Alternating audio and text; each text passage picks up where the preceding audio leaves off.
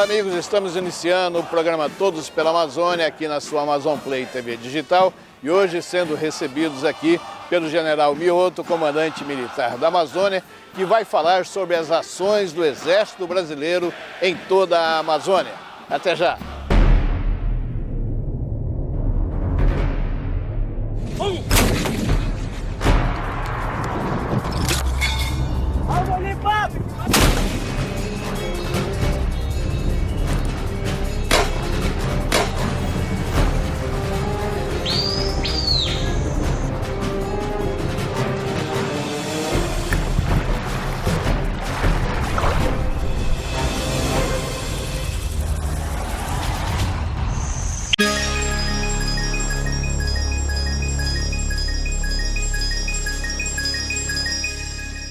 General Mioto, um prazer estar aqui no seu gabinete. Quero agradecer em nome de Amazon Play, TV Digital, o senhor ter aberto as portas aqui do CMA, principalmente aqui da sua sala, em nos receber. Muito obrigado. Eu agradeço a oportunidade de poder falar, de poder transmitir o que o Exército Brasileiro está fazendo na Amazônia, que está há muito tempo operando aqui na área. Aliás, 1956, quando foi criado o CMA, e eu vejo que naquela época os problemas eram uns. Hoje nós temos outros tipos de problemas. O senhor são 5 países que têm limite sob o seu comando, o senhor tem aí praticamente 21 mil homens sob o seu comando. 21 mil homens, exatamente. 21 mil homens sob o seu comando. E isso deve ser um trabalho imenso, né? O senhor deve ter uma equipe valorosa que ajuda o senhor a fazer a gestão de tudo isso e sempre dentro daquele perfil do militarismo, a disciplina sendo respeitada. Como é que é fazer a gestão de uma região tão complexa como a nossa? Veja bem, aqui na Amazônia, os tempos e as distâncias são diferentes. Então, quem vem do sul do país tem que entender isso. A logística aqui é muito complicada. Por exemplo, de Manaus lá no Juruá, lá em Cruzeiro do Sul, por exemplo. Se eu for pelo Juruá, são 50 dias de balsa. Se eu for levar transporte de logística, munição, etc. Agora, se eu for com um avião da Força Aérea, são 2 horas de aeronave. Então, veja bem, é muito complicado. Além do custo. Exatamente. Muitos locais não temos energia, temos 24 pelotões de fronteira, muitos só energia com gerador. E em alguns lugares, pasmem, ainda se bebe água da chuva. Estamos no século XXI e tem gente na Amazônia que bebe água da chuva. Mas o Exército está lá. Está lá presente. Aí que está. O Exército está presente nos locais mais inóspitos e difíceis da Amazônia, porque é a nossa missão. Nós temos essa missão. E são 10 mil quilômetros de fronteira, veja bem. O Brasil tem 17 mil quilômetros de fronteira. Só na Amazônia temos 10 mil.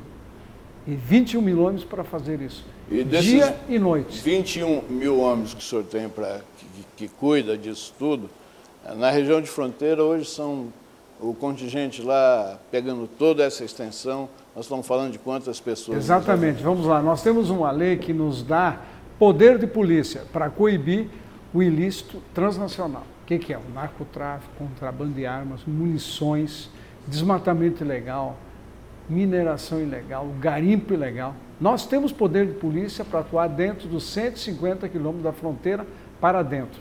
E aí, nós temos em torno de 9.700 homens, 10 mil homens. Então, metade do nosso efetivo está na fronteira. Então, quando se fala que o Exército está atuando na fronteira, nós realmente estamos atuando.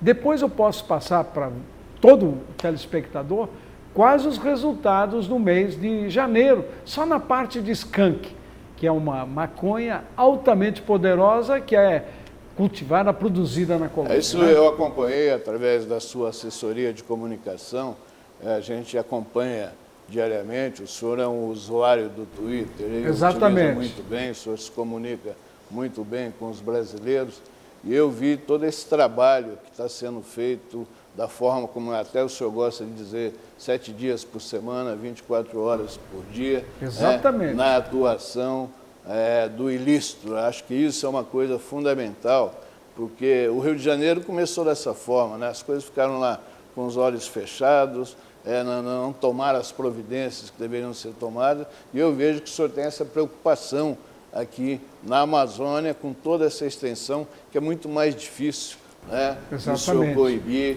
e do senhor atuar, mas eu vejo que quase que diuturnamente o senhor tem feito apreensões. Exatamente. Veja bem, essa fronteira, quem desenhou essa fronteira foi o Exército. Na nossa época de colônia, essa fronteira foi desenhada com fogo, com armas, com espada, com os nossos indígenas juntos, com Pedro Teixeira, delimitando toda essa nossa fronteira. E hoje nós temos a missão de quê? De preservar, de proteger o povo da Amazônia. Nós somos protetores do povo da Amazônia, da fauna e da flora. E veja bem, a onça-pintada é o nosso símbolo. Está aqui no brevet, a onça-pintada. Com muito orgulho, nós aqui na Amazônia nós temos isso, a onça-pintada. E, falando em onça-pintada, o nosso zoológico do SIGS temos várias onças que são entregues, que são órfãos, que têm problema de coluna, nós temos onça cega, que nós estamos tratando. Nós, Forças Armadas, estamos cuidando desses animais. Temos mais de 600 espécies de animais dentro do zoológico do SIGS, que é o segundo local mais visitado de Manaus. Justamente. Eu tenho a oportunidade sempre, quando recebo algum amigo que vem de outro estado ou de outro país, é um dos lugares preferidos que eu gosto de levar e contar um pouco a história do SIGS, que é uma história muito maravilhosa, bonita, né? Maravilhosa. E para quem não sabe, o Centro de Instrução de Guerra na Selva, que é o SIGS, ele é considerado como o maior centro de treinamento, de preparação de homens para combate na selva. Eu queria que o senhor falasse um pouquinho do SIGS. Um pouquinho do SIGS, é exato.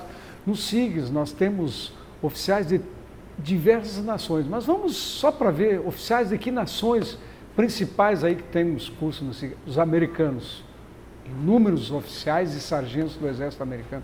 O exército francês é um habitual usuário do SIGS, porque eles têm aqui a França, América do Sul, nós temos a França aqui, né? Cayena, né? Capital da França na América, né? E temos muitos oficiais da Inglaterra, da França, da Espanha, da China. Veja bem, a China vem aqui para Manaus. E nós, por diversos anos, mandamos instrutores que ficam lá na China 1 mês, 2 meses, passando as nossas habilidades, a nossa expertise de selva. Então veja bem, o que é o SIGS hoje? É uma potência, né? Uma potência, uma escola exemplar, uma das melhores escolas do mundo de guerra na selva. Isso é reconhecido internacionalmente e que o general Mioto está nos contando, isso fica muito bem corroborado. Esse curso a que ele se refere, normalmente nem todos conseguem terminar. Exatamente. Porque você que não conhece uma região de selva, porque existe uma diferença muito grande da Mata Atlântica para a selva amazônica, é um terreno totalmente diferente. Totalmente diferente. Uma região que para você conseguir a sua sobrevivência, você precisa ter certos conhecimentos que somente o SIGS pode ministrar a vocês. E qualquer militar que venha do sul do país para cá, se não for fazer o curso de guerra na selva, ele vai fazer um estágio de selva de 1 semana. Inclusive até as esposas dos militares. Por quê? Porque elas vão para a fronteira, elas têm que saber quais as dificuldades, como é que a gente tem que reagir em qualquer situação difícil. Mas, desculpa. Nós estávamos falando de fronteira, eu acabei falando do SIGS. Sim. Mas vamos falar de fronteira, né? Nós temos aí... Vamos falar de saúde da fronteira? Vamos, isso eu queria chegar nesse ponto. É um tópico que o senhor está... Um tópico também da saúde. E a aplicação, inclusive a preparação do Exército, o senhor tem justamente na área de fronteira, o senhor aproveita os nativos, os índios. Exatamente. Acho que isso é fundamental. Fundamental para a defesa nacional. Para a defesa nacional. Vamos focar então São Gabriel da Cachoeira? Vamos lá. São Gabriel da Cachoeira temos em torno de 22 etnias. E nós temos soldados de todas as etnias que falam a sua língua. Vejam bem, eles falam a sua língua, estão prestando serviço militar e estão defendendo o país. Porque os nossos brasileiros índios, nós contamos com o trabalho deles. Eles são uma peça muito importante para a defesa nacional. Porque eles estão em todos os lugares da nossa selva e colaboram com o Exército Brasileiro, com a Força Aérea, com a Marinha, com a Polícia Federal, para coibir o ilícito transnacional. Então nós temos aí 24 pelotões de fronteira nas principais entradas do país. Por quê? Porque os 10 mil de fronteiras que nós temos poucas fronteiras de rio. Uma fronteira é o Rio Javari, as outras são todas selva, fronteira seca. E aí é importante as entradas dos rios. Cada grande entrada de rio, nós temos aí um pelotão. Um pelotão comandado por um tenente, mas lá nós temos um farmacêutico, um dentista, um médico, um equipamento de laboratório que atende toda a comunidade. Saber. Quer dizer, não é só atendimento aos militares. Não, é toda a comunidade. Muitos local. Pelotões temos a escola dentro do pelotão. Às vezes a esposa do sargento, do soldado, é professora da escola para todas as pessoas, e nós proporcionamos o atendimento para todos. Nesse pelotão tem um ponto de internet, o GESAC, que a comunidade pode fazer uso. É lógico que não tem uma banda muito larga, mas um e-mail se pode fazer uma comunicação, né? Mas vamos lá, nós estamos em São Gabriel da Cachoeira, na cabeça do cachorro, e vamos tratar do Hospital Militar de São Gabriel da Cachoeira, que atende mais de 90% dos atendimentos são para indígenas, são para caboclos, ribeirinhos, enfim, toda a comunidade, a grande comunidade lá da área de São Gabriel, 50 mil pessoas. Então, veja bem, se não tivesse o Hospital Militar, lá tem um coronel, médico, diretor, temos médicos de todas as especialidades, temos tomógrafo em São Gabriel da Cachoeira. Temos um tomógrafo funcionando para todas as pessoas. E lá o atendimento é sistema SUS, ninguém paga nada. E essa é a nossa obrigação, de atender a população da área. Falando em São Gabriel da Cachoeira, nós temos lá, por exemplo, o ano passado, o comandante do Exército esteve numa comunidade lá.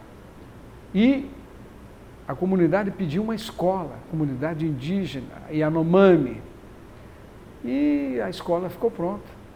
Uma escola com móveis, com salas de aula, que o Exército foi lá fazer essa escola, construir essa escola. Uma logística... Uma logística tremenda. Aí entra a logística. Aí nós temos as asas da Força Aérea Brasileira. O que a Força Aérea Brasileira já fez na Amazônia é algo inestimável.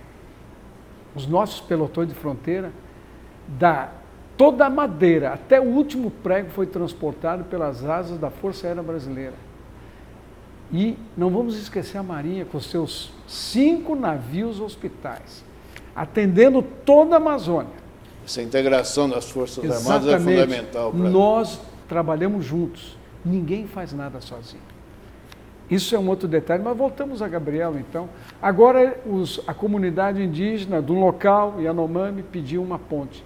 Nós vamos construir a ponte. Mas com que madeira vamos construir?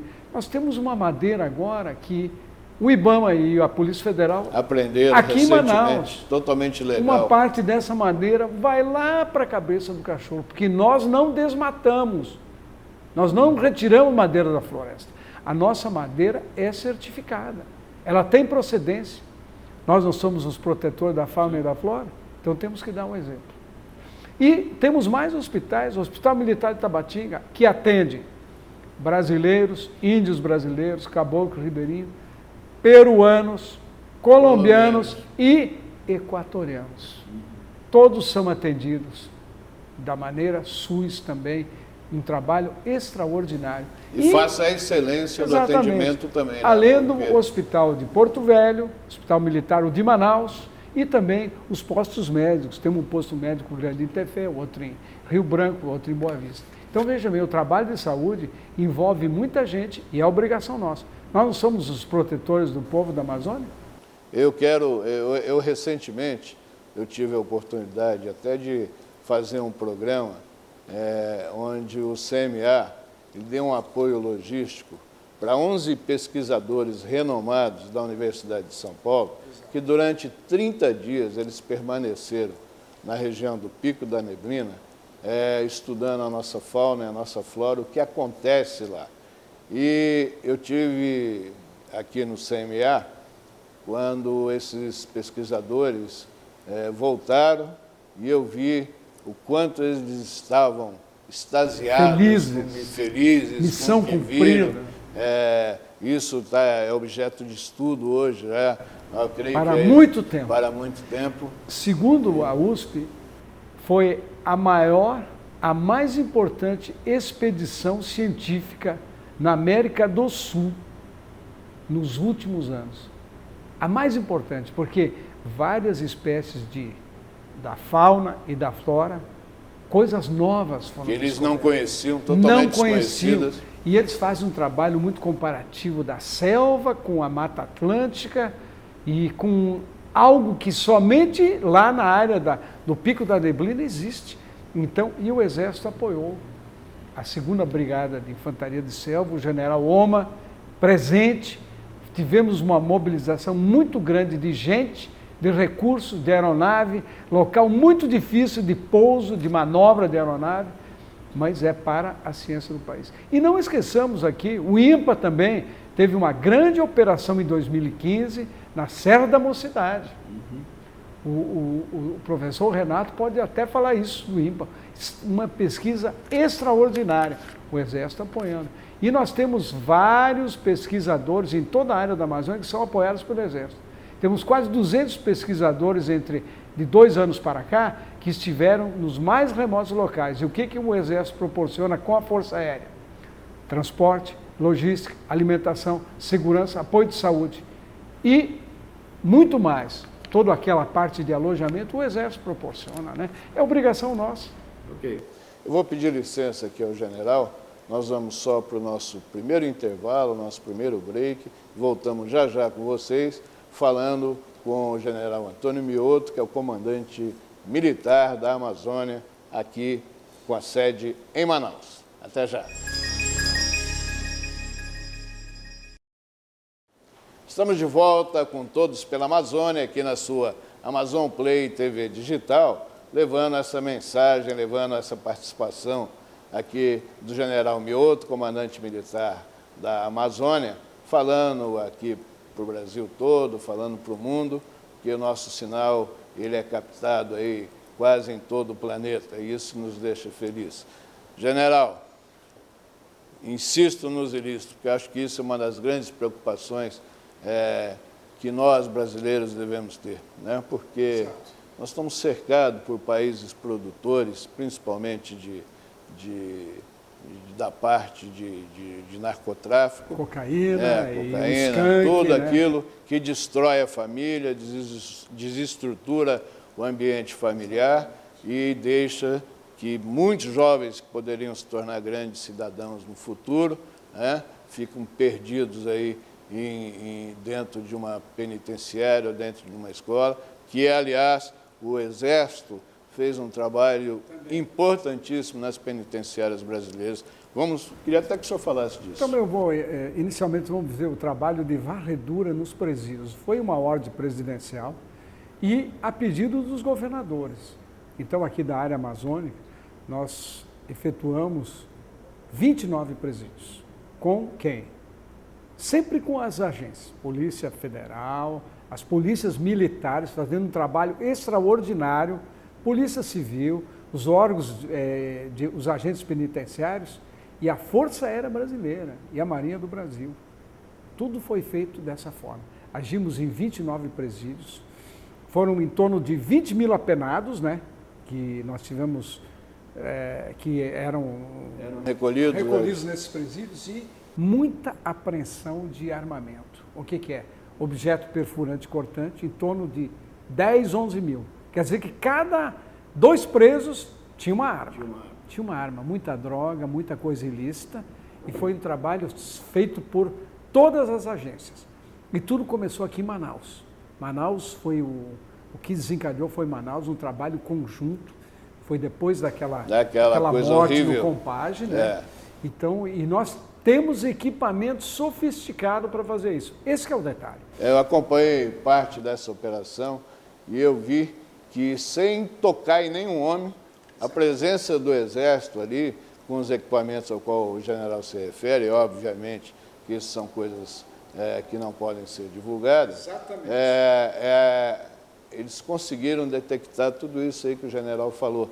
E esse material que é recolhido, a quem ele é entregue? Ele é entregue para a Polícia Civil, que abre um inquérito, porque cada local, cada cela que foi recolhido, a Polícia Civil abre um procedimento.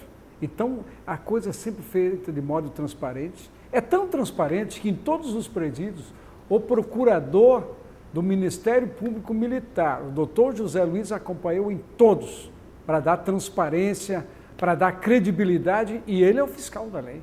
É uma operação militar do Exército, o fiscal da lei está junto, para orientar, para coibir qualquer excesso, e nunca tivemos excesso. Veja bem, nunca tivemos nada disso.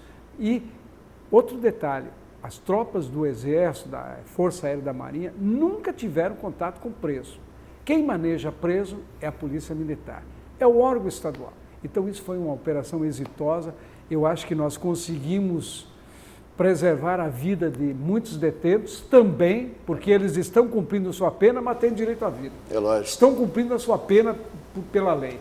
E também um dia cumprirão sua pena e estarão no meio civil novamente pela lei, né? E você que tem dúvida ou não conhece, até que ponto pode haver atuação das Forças Armadas, do Exército, da Marinha, da Aeronáutica, leia a nossa Constituição, está lá no artigo 142 e no artigo 143, quando ela pode atuar e como ela deve atuar, para que não paire nenhuma dúvida sobre a atuação do Exército, nesse caso que o senhor acabou de citar. Isso aí, mas vamos então falar dos ilícitos. Vamos começar assim por Roraima. Tivemos várias operações do combate ao garimpo e ao desmatamento ilegal. Operações no Araraquara, com o IBAMA, com a Polícia Federal, a Polícia Militar e mais a Receita. Inclusive em regiões que são limitadas de territórios indígenas. Exatamente, e área de terra indígena Yanomami. Que estavam sendo exploradas por civil. Exatamente, tivemos lugares que tinha mais de 1.000 garimpeiros. E tudo de forma ilícita, causando um prejuízo ao fisco. E o prejuízo ao fisco mensal era em torno de 50 milhões de reais. Veja bem, é muito dinheiro. Mas o pior de tudo não é isso. O pior é o mercúrio que é jogado nas águas dos rios, que vão contaminar o peixe, vão contaminar os nossos indígenas, nossos caboclos ribeirinhos. Isso é o pior, é a saúde da população amazônica, porque nós somos protetores do povo da Amazônia. Mas vamos lá, prosseguindo. Nessa operação lá em Roraima, nós tivemos um avião em que faleceram diversos agentes do IBAMA que estavam na operação de combate ao ilícito. Então, veja bem, nós tivemos um custo de vidas humanas desses heróis do IBAMA que estavam trabalhando com a gente. Mas vamos voltar agora aqui para a área da fronteira com a Colômbia, com o Peru, onde temos muita droga entrando pelo Japurá, pelo Içá, pelos Solimões, que são os grandes corredores, e pelo Rio Negro. Depois de muito tempo, tivemos apreensões no Rio Negro. Então, veja bem, em 31 dias do mês de janeiro, o Exército Brasileiro fez a apreensão de 5 toneladas de droga, 5,3, 5 toneladas e 300 quilos de skunk. Valor disso, 50 milhões de reais, em torno disso. E nós tivemos uma perda, né? Tivemos combate. Então, uma coisa que agora já ficou muito claro, os traficantes, os dissidentes da Farc colombiana, eles estão reagindo, estão, aliás, nos atacando, nós estamos reagindo. Nós tivemos no Japurá, tivemos 5 militares feridos, um sargento, um cabo e mais 3 soldados, em que os colombianos atiraram primeiro nos nossos homens, eles reagiram. Nós, inclusive, um sargento nosso ainda está aqui em Manaus, em tratamento médico, foi evacuado pela Força Aérea Brasileira, nos apoiando de forma exemplar, né? A Força Aérea, como sempre, uma evacuação aeromédica pela Força Aérea Brasileira, com todo cuidado, porque ele estava com uma bala próxima aí da coluna vertebral, ele poderia ter um dano irreversível. Graças a Deus foi operado no nosso hospital militar, está bem, está em recuperação. Então veja, 5,3 toneladas de droga. Vejam quanta coisa. E em vários locais, no Içá, no Japurá e no Rio Negro. E nós estamos presentes. Nós não vamos afrouxar, nós vamos continuar. Nós temos meios, nós temos pessoal. Aliás, nós temos meios sofisticados, que eu nem vou falar quais os nossos meios, porque é um material de primeiro mundo que nós estamos atuando. Chegou esse material em dezembro, vocês viram a quantidade de apreensões.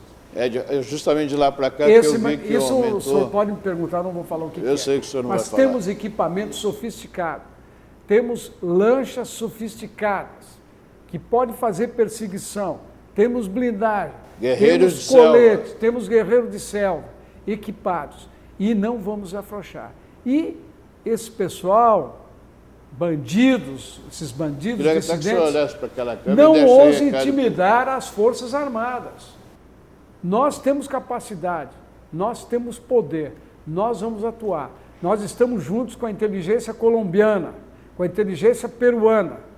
Todos esses trabalhos foi um trabalho de inteligência extraordinário, com a Polícia Federal, que também é um grande parceiro. Então nós vamos continuar, não vamos afrouxar.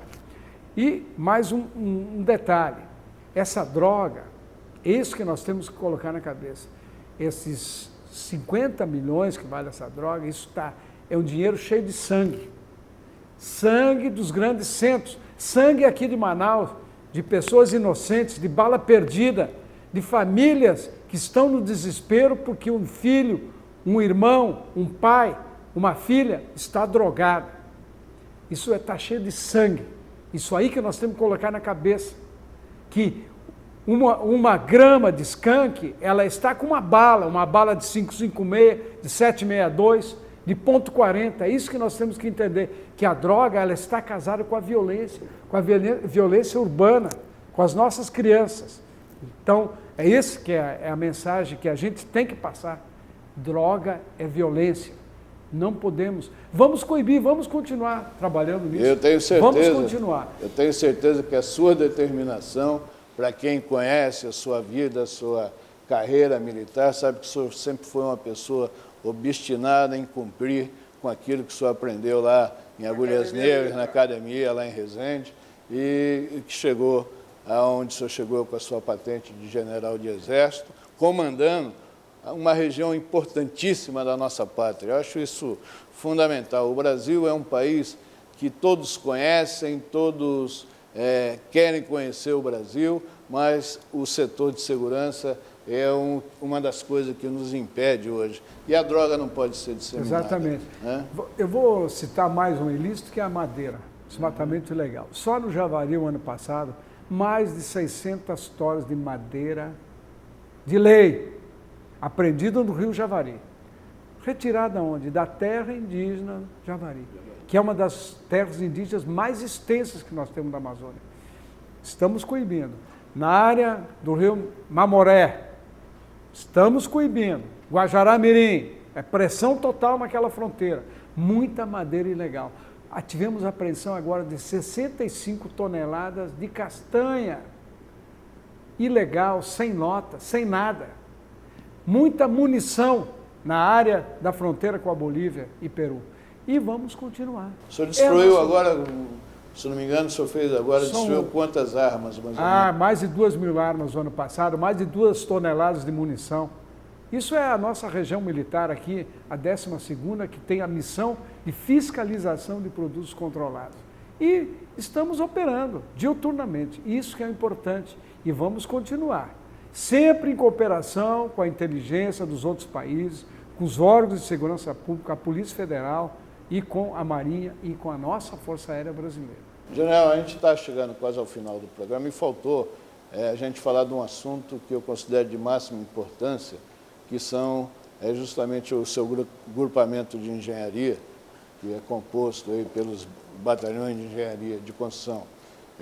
Os terrenos, né, construir estrada e manter estrada na Amazônia, só para quem conhece, para saber das dificuldades disso tudo. Exatamente. Né? E Atualmente, eu sei que o senhor está atuando de forma, até nesse período que nós chamamos de inverno, com chuva constante e chuvas pesadas, na recuperação da BR-163, que liga o estado do Pará até o Mato Grosso. Cuiabá-Santarém. Cuiabá-Santarém, mais conhecida, que é uma rodovia importantíssima para escoamento de soja e de grãos, que isso contribui para a economia brasileira. Exatamente. Queria que o senhor falasse lá como é que está esse trabalho lá agora, como é que a coisa está funcionando, e se além da recuperação o Exército também presta algum auxílio aos usuários da rodovia. No ano passado, todo o Brasil acompanhou o grande problema da 163, né?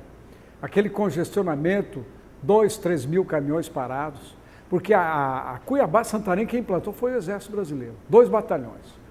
O 8º BEC e o 9º BEC, de Cuiabá e de Santarém. Eles se encontraram mais ou menos ali em Moraes de Almeida, que é o local mais difícil, tem uma serra muito difícil.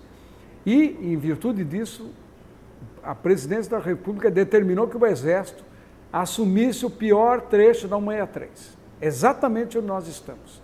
Um trecho de 60 e poucos quilômetros aí, em Moraes de Almeida. Nós estamos com um acampamento, com maquinário, com uma tropa muito grande, já operando. Nós não estamos trabalhando no asfaltamento da estrada agora, que é o inverno amazônico, mas sim, nós estamos dando condições de trafegabilidade. E nós estamos lá com maquinário, com a parte de saúde para atender todos os motoristas, todas as carretas, todos os bitrem com soja que saem do nortão do Mato Grosso e vão ao porto de Miritituba para o escoamento para a Europa. Então, nós estamos agora, muita chuva nesses últimos dias, muito trabalho, é um trabalho diuturno, é um trabalho 24 horas por dia, 7 dias por semana, com o nosso maquinário puxando todas as carretas. Os nossos 2 britadores fazendo brita, fazendo toda a parte de pedra que temos que colocar na estrada. E o motorista ele pode contar que o Exército não vai abandonar ninguém na estrada. Ninguém vai ficar no trecho. Nós estamos com retado, tem atraso, tem bloqueio da estrada em Novo Progresso, de modo porque uma carreta por vez sobe a serra. Uma carreta por vez sobe, o maquinário troca, vai levando. É dessa forma que estamos operando. Isso não para a economia? Não para a economia porque são os grãos do nortão, é o milho, é a soja, e o Brasil precisa disso. É um corredor de exportação, né? Realmente a excelência dos batalhões de engenharia é muito grande, né? Eu participei de uma certa forma durante a abertura e até a pavimentação da BR-174, que liga Manaus a Boa Vista e, consequentemente, depois a Venezuela. Foi um trabalho muito bem feito na época pelo Exército e uma estrada hoje totalmente trafegável, uma estrada totalmente asfaltada, que passa inclusive dentro de uma reserva indígena. Isso. São 150 quilômetros, né, nesse ponto de reserva. E eu falei desse assunto porque eu quero chegar numa coisa que eu tenho aqui, um nozinho que eu tenho na minha garganta já há muito tempo e que eu preciso encontrar respostas para isso. Eu quero falar da BR-319, que ligaria Manaus ao Brasil. Vamos lá, então vamos colocar algumas coisas. Nós já tivemos Manaus ligado a São Paulo, o senhor falou, né? Tinha linha de ônibus São Paulo-Manaus. Hoje não tem mais. Nós temos linha de ônibus, você vai de Manaus para Caracas. Você vai para Marguerita, asfalto, 174, Exército construiu essa estrada. Nós temos hoje linha de ônibus São Paulo, Lima, no Peru. Mas não temos linha de ônibus São Paulo, Manaus. Veja bem, é algo que nós não podemos imaginar. Então, a 319 para o Exército Brasileiro é uma estrada de segurança nacional. Por quê? Porque a nossa logística, ela vem toda do sul do país. Ela vem para o Porto Velho. Aí o Madeira, temos que embarcar em balsas. O Madeira, às vezes, está na época de vazante. De vazante, aí a tonelagem é metade numa balsa, temos dificuldade, o custo aumenta e poderíamos estar fazendo essa logística pela 319, com limite de carga. Isso também a gente tem que se entender numa estrada dessas, que tem uma dificuldade, não temos pedra na estrada, é dificuldade de material. E para nós seria extraordinário isso aí. Um custo baixíssimo. A nossa logística iria melhorar, seria muito mais eficiente. E eu vejo que todo o material sensível aqui do polo industrial que tem que seguir de avião ou de balsa, poderia rapidamente ir para Porto Velho e para o sul do país. Diminuir o custo. Mas não é só para o sul do país. Para o Peru, para a Bolívia, para o Equador, para a Colômbia. A exportação dos nossos produtos. A Argentina, o Mercosul, Exato. todos seriam beneficiados. E nós temos batalhões de engenharia que podem trabalhar na 319. Temos. Nós não estamos na 163, nós não estamos na 174, nós não vamos talvez entrar na 307, São Gabriel da Cachoeira, novamente Cucuí, e nós não estamos fazendo manutenção na área do Acre, de Rondônia. Por que não? E onde o senhor acredita que esteja a dificuldade? Bom, o senhor poderia me dar a sua opinião? Não, aí não é da minha área, eu não vou entrar numa área que não é minha. Eu penso assim, o Exército Brasileiro aqui é um chão de fábrica, é um executor de ações. Nós somos pessoas que trabalham com ações. A decisão são os governantes que têm a decisão. E nós somos executores, somos o chão de fábrica, né? Estamos aí esperando, aguardando a 319, como acho que muita gente aguarda, né? Da mesma forma que o Exército também teve uma participação muito importante. Hoje a Amazônia está conectada, né? Qual foi a função do Exército nessa no Amazônia Conectada, sim. É um projeto pioneiro do Exército para a colocação de um cabo subaquático, né? Esses cabos existem no oceano, porém em rios o Brasil é pioneiro nisso. E a tecnologia toda nossa aqui, a engenharia militar, que digamos assim, projetou tudo isso. Hoje nós temos esse cabo ligando Manaus a Tefé, Manaus a Novo Airão, e isso tomou uma importância tão grande que inicialmente era somente do Exército, agora é do Ministério da Defesa. Todo esse projeto todo ficou agora sob a responsabilidade do Ministério da Defesa, porque ele é tão importante que ele está absorvendo, né, vai absorver no projeto quase todos os rios da Amazônia. As pessoas, não é um projeto militar, ele atinge quem? A saúde, né? Nós temos toda a saúde, toda a área do ensino, as universidades, as escolas, toda a área de segurança pública, não é só a Polícia Militar, a Polícia Civil, a Polícia Federal, toda a área da justiça. Vocês imaginem um juiz de Manaus podendo fazer uma oitiva lá em São Gabriel da Cachoeira. São Gabriel da Cachoeira, um lugar mais tranquilo, né? São Gabriel da Cachoeira. Mas temos outros municípios, Itamaraty, por exemplo, na casa Pau do e Níquel, lá em cima. Exatamente. Então, veja bem. Então, agora está nas mãos do Ministério da Defesa com outros ministérios. O senhor acredita que isso vai ser... Vai deslanchar. Isso, é um projeto de quantos anos para a implantação? Olha, isso eu não tenho esse dado. Eu não tenho esse dado, mas eu posso procurar e te passar depois. Ok.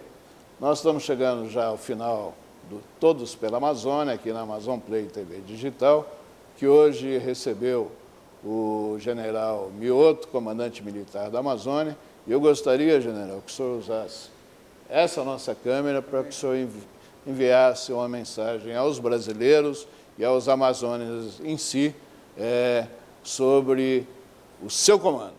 Exatamente. É uma mensagem final que eu passo para todas as pessoas de bem da Amazônia, pessoas de bem, que o Exército Brasileiro, o Comando Militar da Amazônia, ele é um chão de fábrica, ele é um executor.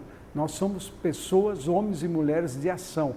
Nós temos obrigação de proteger o povo da Amazônia, proteger a fauna, a flora, e estamos efetivamente fazendo isso.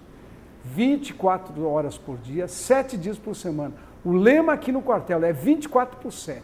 Aqui ninguém para. Aqui ninguém tem hora extra, aqui não tem sábado e domingo, aqui não tem adicional noturno, aqui não tem fundo de garantia, aqui todo mundo vai para a fronteira, aqui o expediente começa e não se sabe quando termina. Nós não estamos nos queixando disso, não. Nós somos soldados, a nossa profissão é assim. Os soldados, os militares de todos os países são dessa forma. Nós trabalhamos dessa forma As nossas famílias têm muito orgulho da nossa profissão. E você, com certeza, pode confiar no seu Exército. Confie no seu Exército. Nós estamos presentes a qualquer hora e em qualquer lugar da nossa Amazônia. Selva. General, Fechado? foi um prazer tê-lo aqui em nosso programa. O senhor falar obrigado para toda aí a Amazônia. pela oportunidade. Isso, com a sua permissão, eu também vou dar o grito. Selva! Selva! Selva! Depois desse aperto de mão e esse grito de selva com o general Mioto, eu quero agradecer mais uma vez a audiência, a participação de todos vocês aqui no Amazon Play TV Digital, no programa Todos pela Amazônia. Voltamos a semana que vem. Até lá!